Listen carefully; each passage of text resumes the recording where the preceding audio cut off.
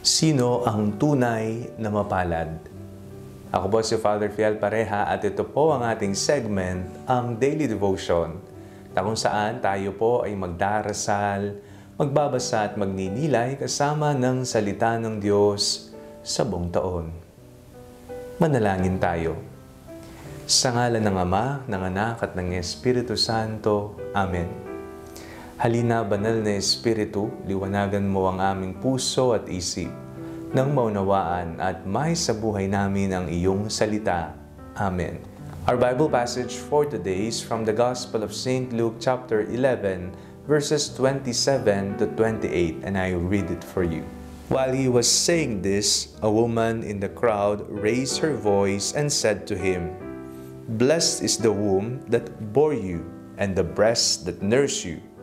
But he said, "Blessed rather are those who hear the word of God and obey it."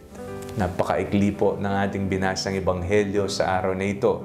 Pero ito ay tigib-apaw, malaman sa kahulugan at aral sa buhay. Sino nga ba ang tunay na mapalad? Kapag po naririnig natin ang salitang mapalad, naisip po natin yung mga taong swerte, may narating sa buhay.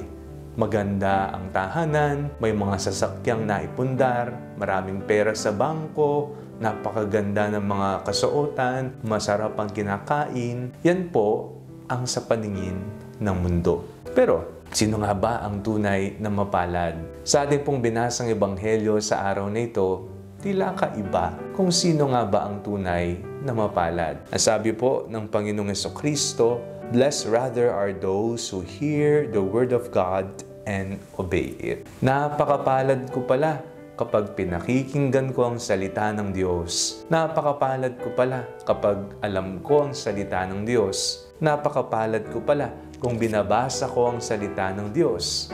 Pero hindi natatapos doon, sapagkat ang tunay na mapalad ay siyang nakakapakinig sa salita ng Diyos at sumusunod sa aral nito. Hindi lang po yung natatapos sa atin, nalaman natin, lumalim ang ating pagkakakilanlan sa Panginoon, pagkus kung atin itong susundan, makikita sa aktwal na pamumuhay kung atin ngang napakinggan ng maayos at tumimo nga ba ito sa ating puso. Pinakinggan, isinapuso, isinabuhay. Yan po ang mahirap na hamon, lalong-lalo na sa mga palaging nagsisimba, palaging nagdadasal, palaging nagbabasa ng Biblia, na makita ng tao ang Panginoon sa iyong aktwal na pamuhay, lalo na kung paano ka makipagkapwa-tao, makitungo sa iba. Manalangin tayo. Panginoong Jesucristo, Ikaw ang salita ng Ama na nagkatawang tao. Hindi po sana matapos sa pakikinig at pagpabasa ng salita ng Diyos, pagkus ito'y makita rin at may apply po namin sa aming personal na pamumuhay. Amen. Sa ngalan ng Ama, ng Anak at ng Espiritu Santo. Amen.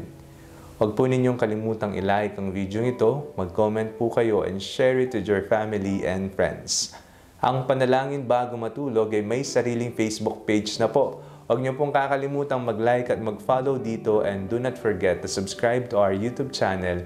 I-click niyo lamang po ang link na nasa description ng video ito, o kaya naman po, just search Father Fiel Pareha.